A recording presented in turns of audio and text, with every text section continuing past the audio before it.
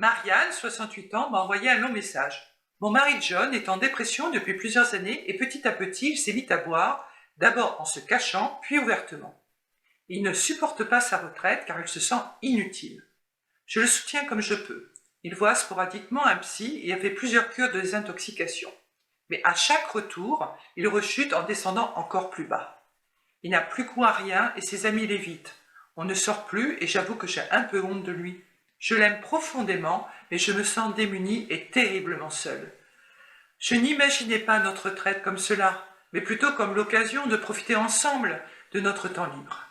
Je m'interroge sur ma présence auprès de mon conjoint, même si matériellement un divorce serait très compliqué.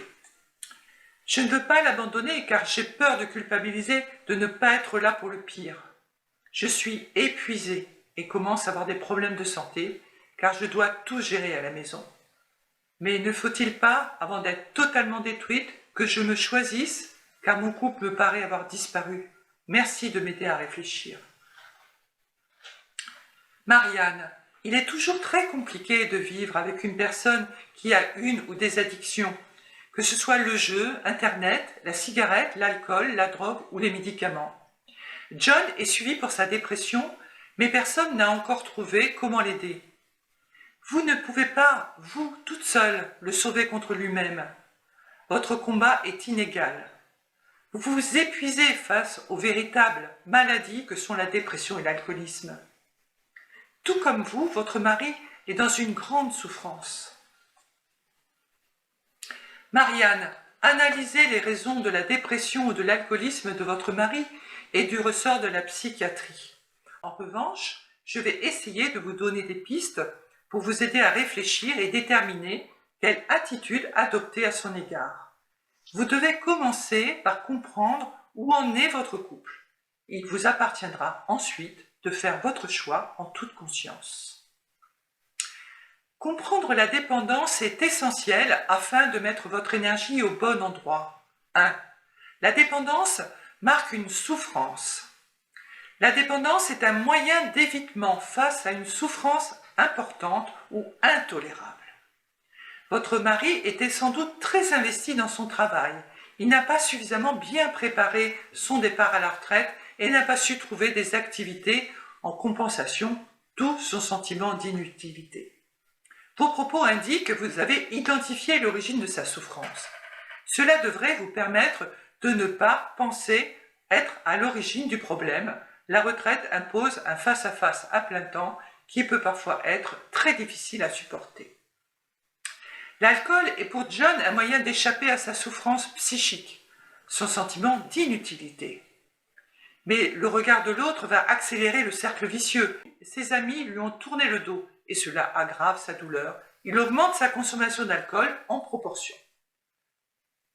L'alcool donne un plaisir immédiat et être alcoolisé permet de ne penser à rien.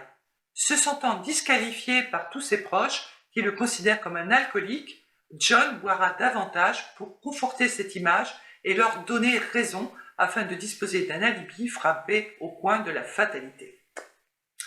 Souvent, cette addiction trouve sa source dans l'enfance. Peut-être John a-t-il subi des traumatismes dans son jeune âge.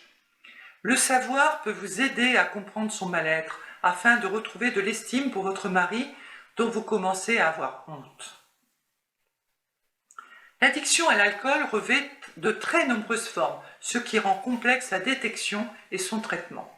Les types de consommation les plus courants sont les rituels de l'alcoolisme mondain, la consommation de résolution de problèmes, le binge drinking qui consiste à boire de fortes quantités d'alcool sur un temps réduit, la perte de liberté de boire qui se traduit par une dépendance psychique et physique sans recherche particulière du plaisir. 2. La dépendance ne peut être combattue efficacement que par la personne addictive. Cacher ou vider les bouteilles d'alcool, comptabiliser les bouteilles bues, exhorter John à réduire sa consommation, le menacer de le quitter, ne sont pas des stratégies efficaces et peuvent bien au contraire être contre-productives. Vous vous épuisez et votre énergie est gaspillée au final. En faisant de son addiction une fixation, vous vous oubliez petit à petit.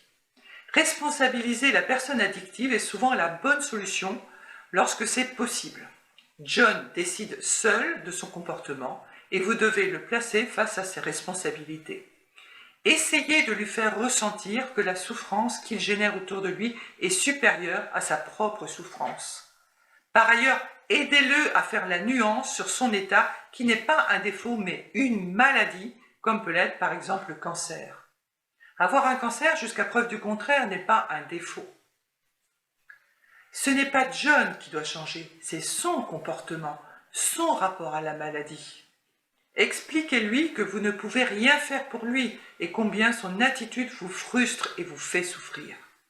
Dites-lui autant que possible votre amour, mais aussi que vous le soutenez. Pour pouvoir le soutenir, vous devez accepter de reprendre des activités personnelles qui vous aideront à garder votre équilibre psychique. Marianne, où en est votre couple? L'amour ne suffit pas pour qu'un couple vive, s'épanouisse et soit heureux. Lorsque le conjoint se détruit et met en danger la relation de couple, il est impératif de rapidement mettre en œuvre un plan de sauvetage. Une relation équilibrée de couple repose sur 4 piliers indissociables, mais qui semblent très fragilisés: attachement, soutien, partage et sexualité. 1. Le lien d'attachement semble distendu.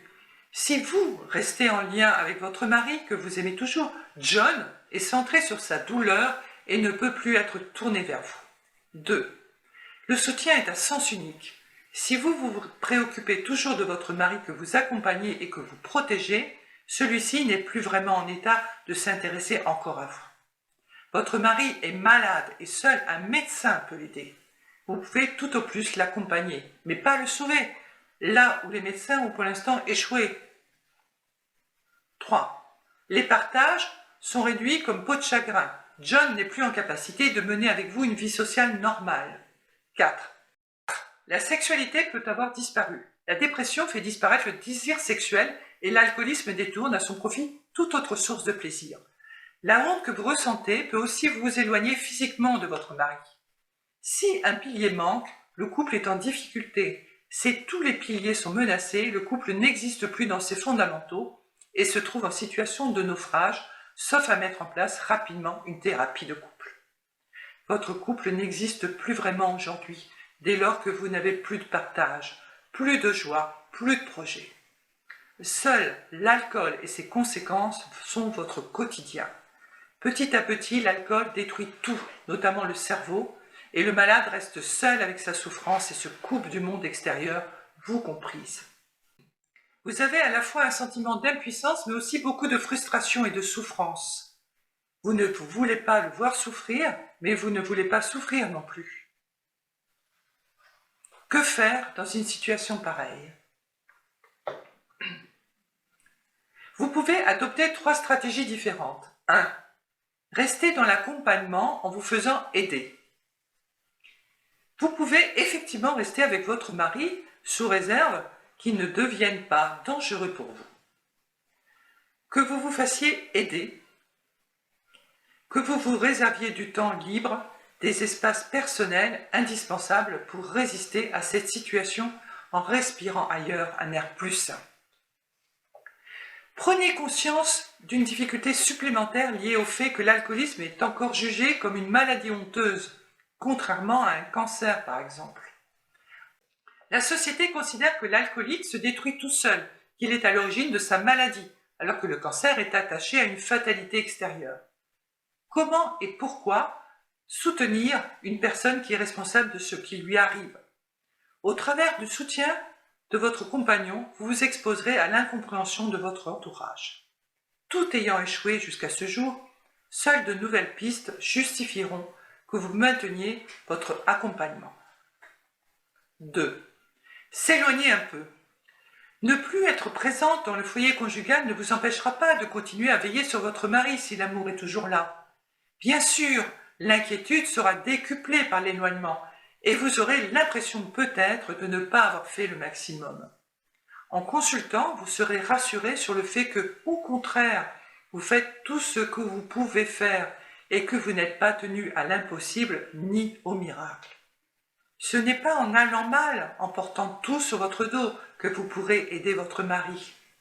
Vous protéger est indispensable, notamment si vous avez des enfants, afin de ne pas, vous non plus, vous laisser emporter dans la spirale de l'alcool et de la dépression. 3. Reconstruire son bonheur ailleurs. Rester dans ce couple sans issue de secours, c'est vous sacrifier. Un sacrifice n'est utile que s'il peut déboucher sur une amélioration de la situation. Toutes les cures de désintoxication ont échoué et le suivi psychologique n'a eu aucun effet jusqu'à présent. Il vous faut malheureusement conclure que le couple n'a plus de sens dans ces conditions. Si l'alcoolisme s'accompagne de surcroît de violence, il est indispensable de penser à vous protéger. Dans ce cas-là, il vous faudra impérativement quitter le foyer conjugal ou alors faire hospitaliser définitivement votre mari en psychiatrie ou dans un établissement de repos. Bien sûr, cette décision a de nombreuses conséquences au plan matériel et psychologique. Marianne, votre situation est très difficile à vivre et vous ne devez surtout pas rester seule face à ce problème souvent insurmontable. Parlez à vos proches et faites-vous aider par des spécialistes, sans omettre les cellules de soutien qui existent à l'étranger, comme par exemple au Canada. Marianne, ne vous oubliez surtout pas, car votre bonheur personnel est fondamental. Vous avez le pouvoir de choisir une autre vie. Bon courage à vous.